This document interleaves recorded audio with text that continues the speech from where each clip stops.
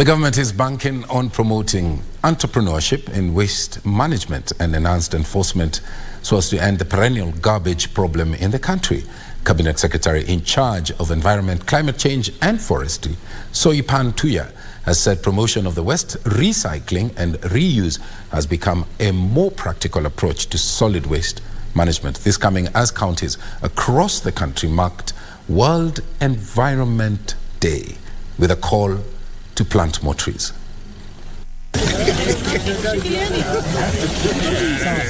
Environment, Climate Change and Forestry Cabinet Secretary Soipan Tuya led the World Environment Day celebrations in Nakuru County. The CS said that the government was working with devolved units to provide an enabling environment for investments in recycling as business ventures. Those young people around those dam sites, we want to turn them into cooperatives. They help us sort the waste, we connect them to recyclers, and they make their money clearly, and we will put regulations in place to make sure that there is transparency so that, again, green jobs are created from the very waste that is choking our country. Single-use plastics clog our stormwater drains, causing flooding in case of heavy downpours, degrading our environment, choking our wildlife. A similar exercise took place in Bungoma County with over 20,000 trees planted. Kenya is emerging as a leader in the fight against plastic pollution, not only in East Africa, but on the African continent.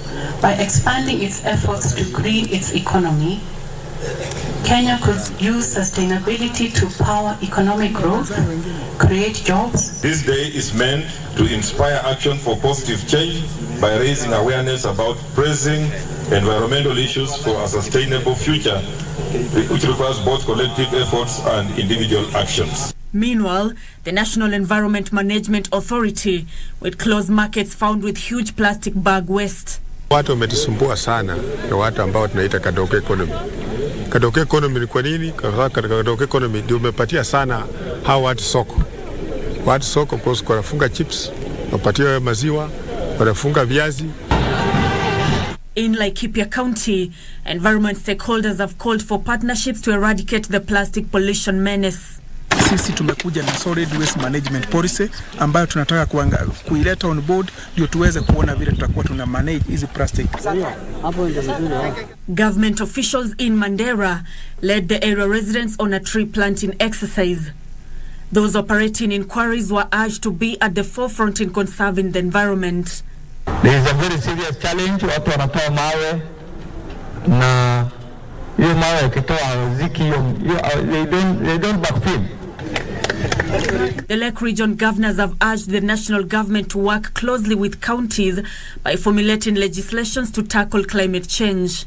We call upon the chiefs, the village administrators, and all of us to enforce the law very strictly and ensure that those that are planting kilometers across along the riparian, we begin from them to actually remove those trees and help them to replace with bamboo.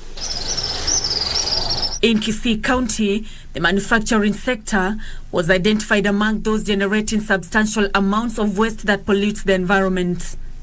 Tuwe na bin mahali ya kuweka uchafu ya ndizi, unajua hapa ndizi iko kwa wingi. Mahali ya kuweka avocado, mahali ya kuweka zile plastic za mikate na sehemu nyingine ya kuweka labda mifupa, kwa sababu hii ni vitu inaweza tumika kwa ile recycling. In Nairobi, the Kenya Institute of Development Studies, in conjunction with Riverbanks Primary School, marked the World Environment Day by collecting plastic littered in the school compound and planting trees. Each and every one of us must do our part in restoration of the world so that it can be a place where people can live in, contribute, and be happy. In Mombasa County, residents living along the Indian Ocean shores at Moroto slums in Tuya have been urged to vacate the encroached land in a bid to avert disaster. Hapa tutakuja kulaumiana siku moja. Utatokea mtetemeko wa ardhi baharini, maji yaongezeke na wale waliokule baharini huenda watafunikwa na maji. Meanwhile, Kenya Ports Authority officials led residents in Shimoni in planting 2,000 seedlings as they marked the World Environment Day. Every chief na assistant chief, hii imekuwa ni amri ya kwamba lazima tutaanza 3 nurseries kwa maofisi zetu. Nancy Okware, Prime Edition.